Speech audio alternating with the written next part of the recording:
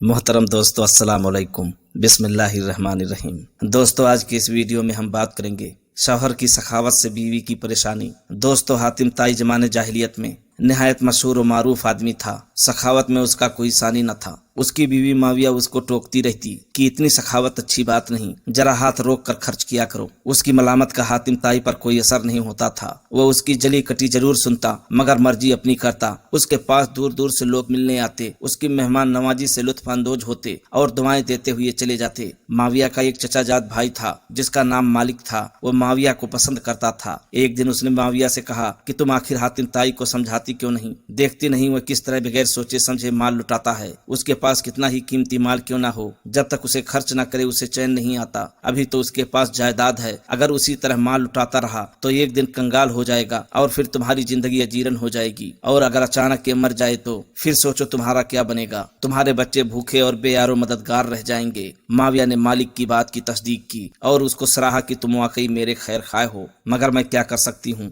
مالک نے اسے ورگلایا، اگر تم حاتم طائی سے طلاق لے لو تو میں تم سے شادی کر لوں گا۔ میں مالی طور پر حاتم سے زیادہ طاقتور ہوں، مالدار ہوں، صاحب جائیداد ہوں، میرے ساتھ تمہیں کوئی پریشانی نہیں ہوگی۔ یہ اسلام سے پہلے کا دور تھا۔ اس دور میں عورتوں کے اپنے خاوند سے طلاق لینے کا طریقہ یہ تھا کہ عورت بالوں کے بنے ہوئے خیمہ میں بیٹھ جاتی۔ اگر اس کے گھر کا دروازہ پچھم کی طرف ہوتا تو وہ خیمے کے دروازے کا رخ پورب کی طرف کر لیتی، اور اگر پورب کی طرف ہوتا تو پچھم کی طرف پھیر دیتی۔ یہ گویا اعلان تھا عورت اپنے خاوند کے ساتھ نہیں رہنا چاہیے۔ معاویہ اپنے چچا زاد کی چکنی چپڑی باتوں میں آ گئی اور آخر اس نے خیمے کے دروازے کا رخ بدل لیا۔ حاتم گھر آیا تو دیکھا کہ دروازے کا رخ بدلا ہوا ہے۔ اسے سمجھ آ گئی کہ معاویہ اس کے ساتھ نہیں رہنا چاہتی۔ اس نے اپنے بیٹے عدی کو بلایا اور کہا کہ دیکھو تمہاری ماں نے کیا کیا ہے۔ عدی نے کہا کہ میں نے بھی دیکھ لیا ہے، مگر میں بھی کیا کر سکتا ہوں۔ حاتم نے اپنے بیٹے کا ہاتھ پکڑا اور تھوڑی دور ایک وادی میں جا کر سکونت اختیار کر لی۔ اسی دوران میں 50 افراد پر مشتمل ایک قافلے نے حسب معمول حاتم طائی کے گھر کے سامنے آ کر پڑاؤ ڈالا۔ مہمان کا یہ قافلہ دیکھ کر معاویہ کے پاؤں تلے سے زمین نکل گئی۔ اس نے اپنی لونڈی کو بلوایا اور اس سے کہا کہ میرے چچا جات بھائی